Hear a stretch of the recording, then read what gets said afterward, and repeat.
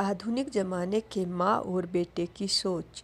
राधे राधे, जय श्री कृष्णा। इस कहानी को ध्यानपूर्वक व पूरा ज़रूर सुने। चलो तो आज हम ये कहानी शुरू करते हैं। कावेरी आज सुबह सुबह से ही बहुत उदास और परेशान थी।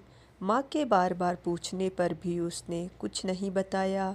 वो अपने कमरे में सुबह से ही घुसी हुई थी। आज उसने अपना फ़ोन भी बहुत ज़्यादा इस्तेमाल नहीं किया था।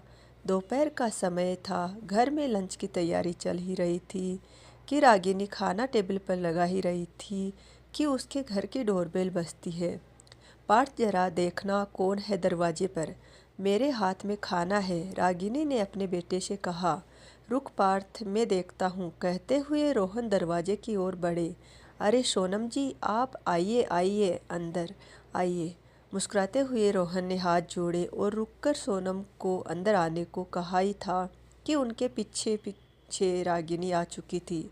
अरे सोनम बहन, आप सब ठीक तो है? आइए, आप बिल्कुल सही टाइम पर आई है। बस खाना लगा ही रही थी डाइनिंग टेबल पर, रागिनी ने प्यारी सी स्माइल देते हुए कहा। हाँ, वो सब तो ठीक है रागिनी, मैं यहाँ कोई खाना खाने थोड़ी ना आई हूँ। अंदर आते हुए सोनम ने थोड़ा सा जोश दिखाते हुए कहा।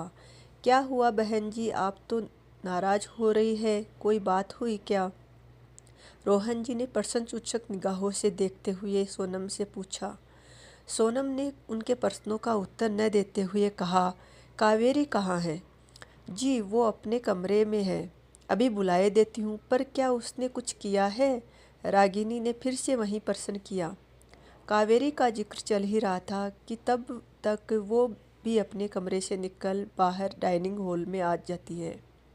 नमस्ते आंटी जी, कावेरी ने अपने सर पर चुन्नी करते हुए सोनम को विश किया। नमस्ते तो ठीक है कावेरी, पर यह बताओ तुम कल से गौतम से बात क्यों नहीं कर रही हो और अपना फ़ोन क्यों बंद करके बैठी हो? सोनम ने कड़क तेवर में कहा। अब घर के सारे सदस्य सहित सोनम भी कावेरी को ही देख रहे थे। देखो गौतम बहुत ही इमोशनल और हटीले स्वभाव का लड़का है। अगर तुम दोनों के बीच कुछ हुआ है तो तुम अपनी ओर से सॉरी बोल के रफा दफा कर दो।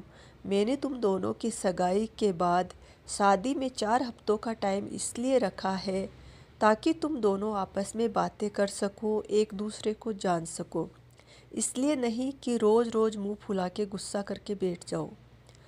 कावेरी, क्या हुआ है? और सोनम आंटी सही तो कह रही है। अरे छोटे मोटे झगड़े तो अक्सर होते ही रहते हैं कपल्स में। अब हमें ही देख लो, शादी के इतने दिनों बाद भी तेरी माँ मेरे से रोज़ झगड़ा कर ही लेती है, फिर भी मुझे सॉरी बोल मामला रफा दफा करना ही पड़ता है। रोहन ने कावेरी से जोली अंदाज में इस्माइल के साथ कहा। आप तो रहने ही दो, बच्चों को ऐसे टाइम पर भी न यही उदाहरण देना। बेटा कावेरी, अगर कुछ है तो हमें बताओ। कल को आपकी शादी गौतम से ही होनी है, इतना अच्छा लड़का हमें फिर नहीं मिलेगा। सोनम दीदी सही कह रही है, रागिनी ने भी कावेरी को समझाने की कोशिश की। कावेरी, हम तो अपनी दोनों फैमिली के भले के लिए कह रहे हैं। शादी के इनविटेशन कार्ड तक बढ़ चुके हैं, सारे रिलेटिव्स को पता चल चुका है। अब अगर कुछ होता है तो क्या कह के उन्हें मना करेंगे? ये हमारी दोनों फैमिली की नाक का सवाल है। और अब सोनम ने रागिनी की ओर देखा। रागिनी, मैंने तुम्हारी बात पर भरोसा करके अपनी दोस्ती को रिश्तेदारी में बदलने की कोशिश की, लेकिन ये कावेरी तो कल से गौतम को नाराज़ करके बैठी है। वो कह रहा है, माँ तुमने न जाने कैसी अनपढ़ टाइप की लड़की ढूंढी है मेरे लिए। अब तू तो जानती है रागिनी, मेरा गौतम बाहर पढ़ा लिखा है और ऊपर से थोड़ा हटीला है। अगर उसने एक बार मना कर दिया तो फिर अपने बापू की भी नहीं सुनेगा। अब तू देख ले, इसे उसे सॉरी बोल के मनाना तो पड़ेगा। अब कावेरी कुछ बोलती उससे पहले ही वहाँ पर बैठी कावेरी की छोटी बहन मोली बोल पड़ी। दीदी क्यों सॉरी बोलेगी जब उनकी कोई गलती ही नहीं है?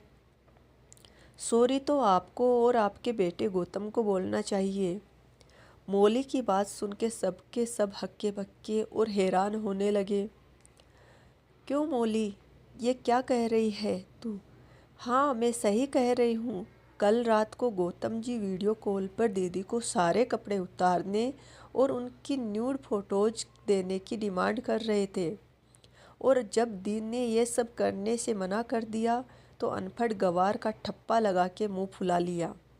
यही पढ़ाई की है क्या उन्होंने बाहर जाकर?